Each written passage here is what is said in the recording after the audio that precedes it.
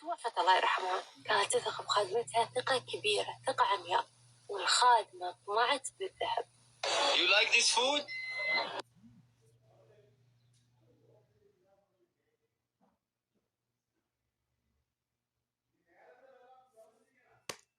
Eeyyee waaqayyoo badii akkana balaa akkanaatirraa nama gargaaru inni nama baraaru namni of eegee hin danda'u waaqayyo nama eegu yeroo hunda nuuf eenyuuf hin dandeenyu waaqayyo kan nu eegu waaqayyotti bo'uudha seexana dogongoran akkana nama dogongorsiisu jechuudha.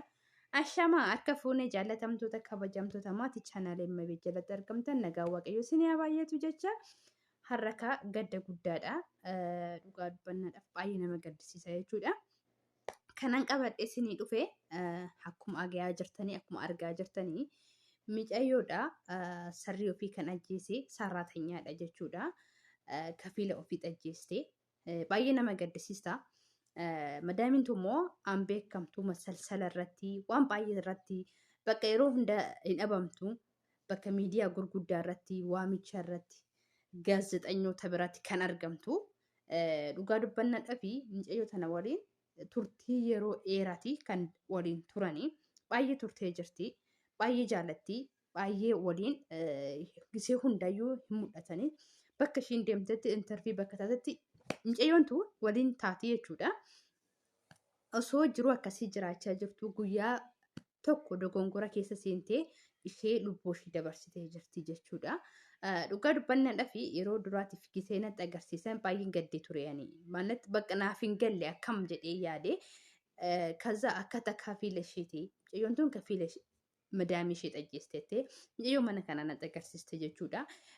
Eessa biyyi ishee Suudii keessa moo naamna jedheen gaafadhe ayi Suudii miti naan jechuudha naa deebiste jechuudha baay'ee nama gaddisiisa. Waaqayyo balaa akkanaatirraa bolaa kan kun hunda keenyayyuu nuumaatisku. Amma of danda'amu tokko namni of eegee hin danda'u. Rabbi namaa eegu, rabbi bakka nama eegetti immoo nus of eeguun dirqama keenya jechuudha. Dhugaa rabbii baay'ee nama gaddisiisa. Mucayyoon tuni madaamii kana bichaa miti jiruu ishii kan balleessite, jiruu ofiitillee balleessite, lubbuu ofiitillee abiddatti of gatte jechuudha.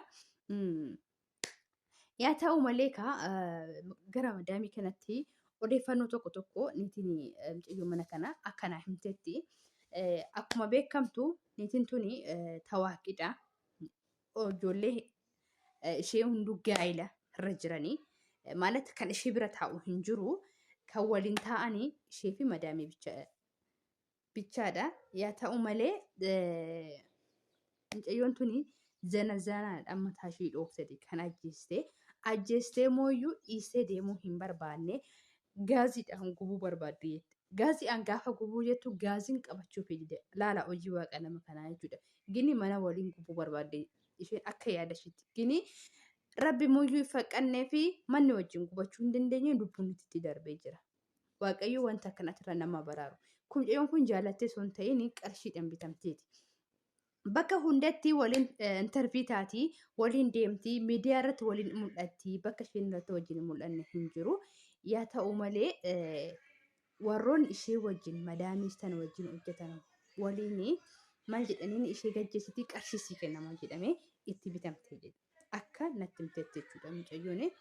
Kanaaf kan lubbuu ishee dabarsite naan jettee maalat isaan waliin darbee hin beekan waan ta'eef waan laalanii akkas jetteeti kan naa deebiste jechuudha. Maaliif mucayyoon tuni yaada ofiitiin osoo hin taane qarshii nama kanaasii kennama ajjeesii. Akkasitti erga ajjeeste boodamuyyuu gubi jedhamteeti kan ajajamtee eessa deemte mucayyoon tun. Innaa kanaafuu waaqayyo wanta akkanaatirra nama baraaru. Waaqayyo nama jaalatee wanta akkasii irraa nama baraaru inni nama eegu namni of eegee hin danda'u siniin jedha. Seerri biyya sanii baay'ee xibqiidha. Akkuma seera biyya kanaati jechuudha. Namni tokko nama ajjeesee jiraachuu hin danda'u. Lubbuun nama sanittis nama san wajjin darba waan ta'eef jechuudha. Kanaafuu waaqayyo hunda keenya nu haa eegu badii akkasiitirratti hoonuufillee hin danda'amne. Gara bakka yaada garaagaraatiin jechuudha kan jiraachuu dandeenyu. Wayin mana qayyarachuu, wayin gara biyyaa galuudha malee wanta akkasa raawwachuun baay'ee nama rakkisaadha. እና rabbi nama baraaru namni nama of eegee hin danda'u waaqayyo nama eegu malee mucayyoon tuni badii guddaa goote isaan madaamin tunu nama guddaa nama irmeen ishee deeme nama 70 oli malee 70 gadi miti dhugaa dubbanaaf baay'ee nama gaddisiisti jechuudha ማለት ofittis maqaa taatee warratti hin hafne ofishiitiifis cillima of gatteerti jechuudha ማለት namni tokko biyya namaatti masrii suudiin iggiin ishii takka akka mucayyoon natti himtetti waan isheen naan jette tokko lama sin jechuu nan barbaada. Viidiyoo kana gisee natti agarsiistu eessa biyyichi jedheen gaafadhe eessa jedhee gaafadhu masrii naan jette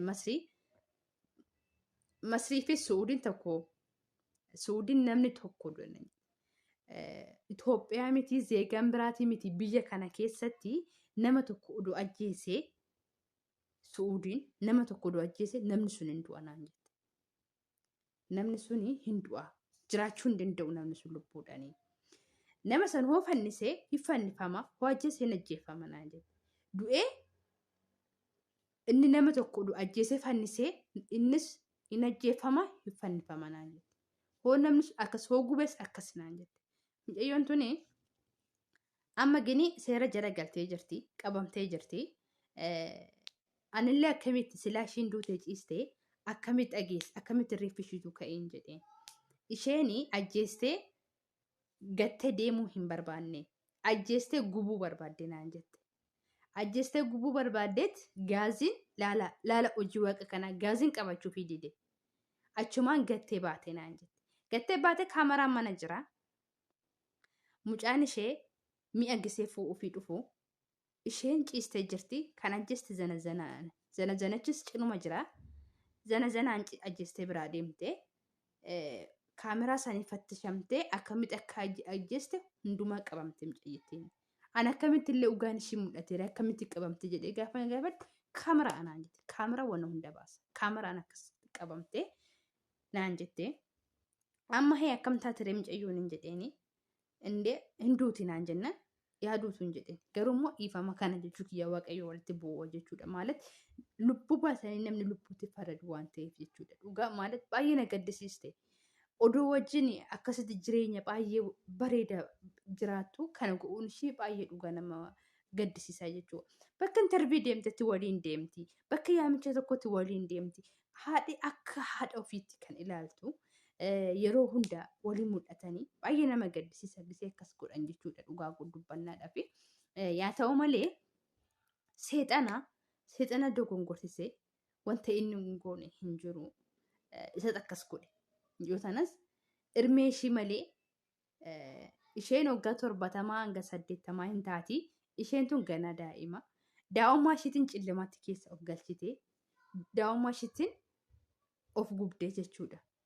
Enna anillee malan jedhee akkam taati gaafan jedhuun hoo ijoollee madaamii sanaa waaqayyo ishee gubu waaqayyo ishee gaafatu jedhame namseen ishee ba'uu dandeessi amma tawassani marrama keessa teesse garuu mooyyuu ijoollee suni haadha keenya galaafa ajjeestee hin jiraattu jedhani isheenis akkasuma naan jette laala boota kanatti waan tokko balleessuu deemna keenya waan baduu hin beekamu jechuudha ishee lubbuu ishee balleessuu deemte lubbuun isheetillee deebi'ee badee jechuudha. Waaqayyo moo nama jaalate wanta akkasiitirraa nama baraatu dhugaa dubbannaaf baay'ee nama gaddisiisa waan akkana jechuudha. Ofaa eenyu hoo danda'ame isaa wajjin tasmaamoo mana murtii osoo deemne poolisuma tokkotti ikkoo damuuza keenyaan dhoowwatan jennee osoo dubbanne isaan kennine doo jedhanii kan isaan fudhatama keenya suni fudhatama kennine beeka jedhanii kennine garuu nuun kennine doo jedhanii kenname baqqasii kenname maal barbaadan nuun jedhu.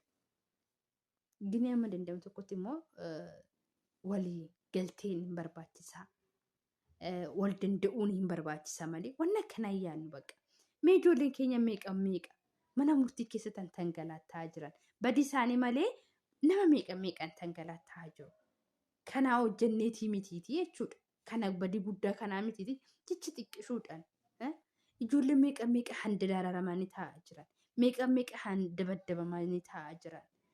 Kan kanatti waaqayyo namaa eegu dhugaa rabbii baay'ee nama gaddisiisa hojiin keenya jechuudha. Mucayyoon tuni cillima of gattee dhugaa kanaafuu of eeggannoon keenya yaa ta'u guddaa nama gaddisiisa. Gochi haadhoon teenya goote madaamii tanarratti dhiibbaa kana geessisuun ishee gadda hunda keenyati. Maal ishiirra barumsa baay'ee argachuu dandeenya jennee yaanna.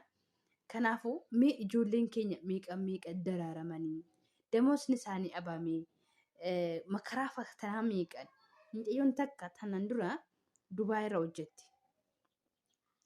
Jechaan nama jeestee mititi jechaanii baay'ee dabaddabamtee garmalee damoosni ishii oowwatamee damoosa ji'a 8 oowwatanii isaarrattuu cinaacha ishee kana doqqusanii mucayyoon ol jettee kan gadi jettee hojjechuu hin dandeenye.